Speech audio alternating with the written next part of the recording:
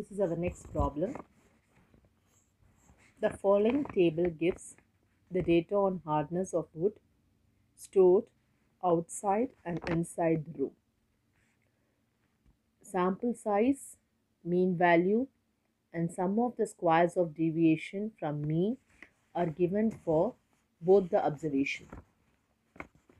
Observation of the hardness of wood outside the room and inside the room. We have to test whether the hardness is affected by weathering.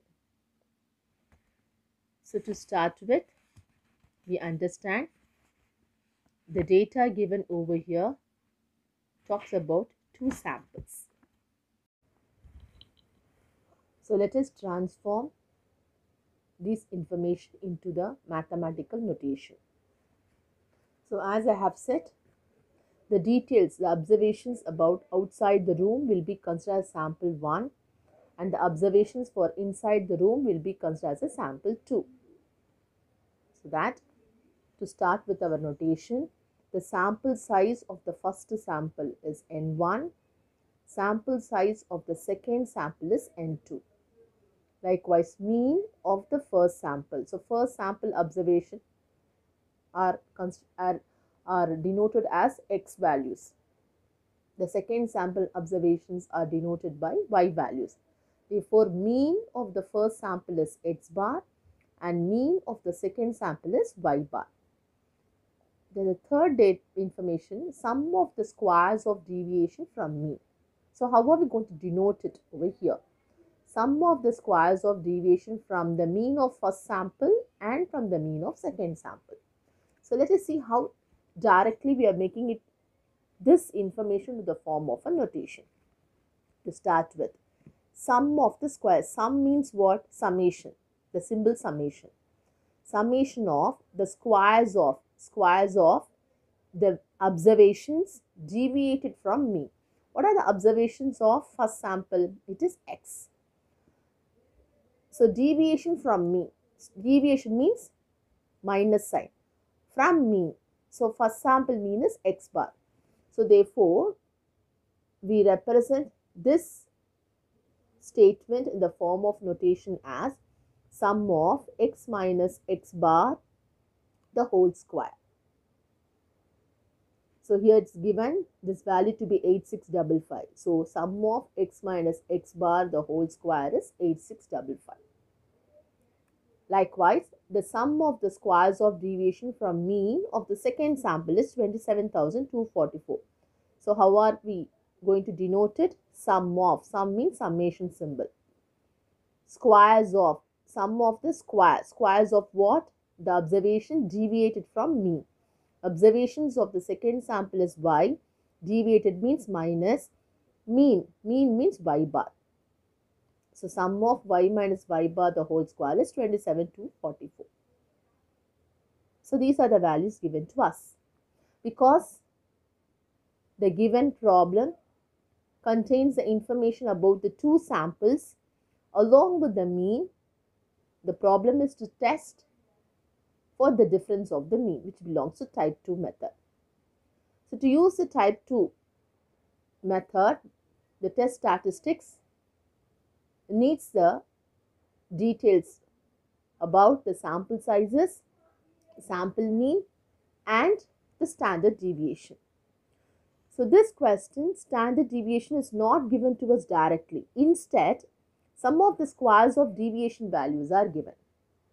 So when some of the squares of deviation from the mean given, from here, we will be in a position to find the values of variances. Because the variance is given by the formula sum of X minus X bar the whole square by N. This is a general formula. The variance is given by sum of X minus X bar the whole square by N. As we deal with first sample separately, second sample separately, first sample is denoted by variance X1 square, whose formula will be sum of X minus X bar the whole square by N1. Likewise, for second sample, we deal with the formula Y bar. So we will have S2 square variance notation will be sum of y minus y bar the whole square by n2. So let us use this formula to get the respective variance value. So S1 square is equal to sum of deviation value substituted 8655 divided by N1 value 40, which gives 216.38. Likewise, the variance of the second sample S2 square is equal to sum of y minus y bar the whole square is 27244 divided by N2 is 110. So on substitution, we get 247.73. So therefore, we have N1 with us, N2 with us, X bar, Y bar, S1 square, S2 square. S1 square, S2 square are variances, but we need SD, the corresponding SD. So we know the standard deviation is nothing but square root of variance. Therefore, from the square root of S1 square, we get the first sample SD. Square root of S2 square, we will find the second sample SD. So now what happens because of this? We are going to find from here the S1 value and S2 value. So I can say the S1 value is square root of 216.38 and S2 value is a square root of 247.73. Let it be at side. Now we'll go for the testing. What happens? Defining the hypothesis. What do we define? The problem belongs to two-tailed test. So we say H0 mu1 is equal to mu2 and H1 mu1 not equal to mu2. Whose test statistic formula now in terms of X and Y? The general test statistic formula is X1 bar minus X2 bar divided by.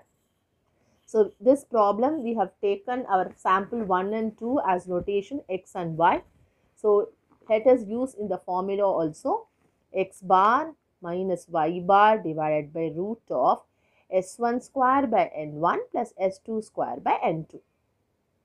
So X bar value we substitute 117, Y bar value we substitute 132 divided by S1 square. So no need S1 square. So S1 square means what? Squaring the SD value or the variance value directly. So now S1 square, what did we find the S1 square value just now? S1 square is 216.38, S2 square is 247.73. So let us substitute the value. S1 square 216.38 by 40 plus S2 square 247.73 by 110. So we see after substitution, let us simplify the numerator denominator and we result out with the value 5.42. So this is our calculated value. Calculated value is found to be 5.42. So now after this we are going to write the table value. What is the table value of Z? So here the percentage level of significance they considered 1% at 1% level. So let us write down the table value of Z at 1% level. So this is going to be 2.58. Let us do the comparison. We find table value of Z is less than calculated value. That means H0. Our conclusion, H0 is rejected at 1% level. Therefore, H0 is rejected. That means H1 is accepted. So H0 we assume that the hardness is not affected by weathering. So what is the alternate statement of it? Hardness is affected by weathering. So that is going to be accepted. Therefore, we say hence the conclusion is hardness is affected by weathering. This completes the problem.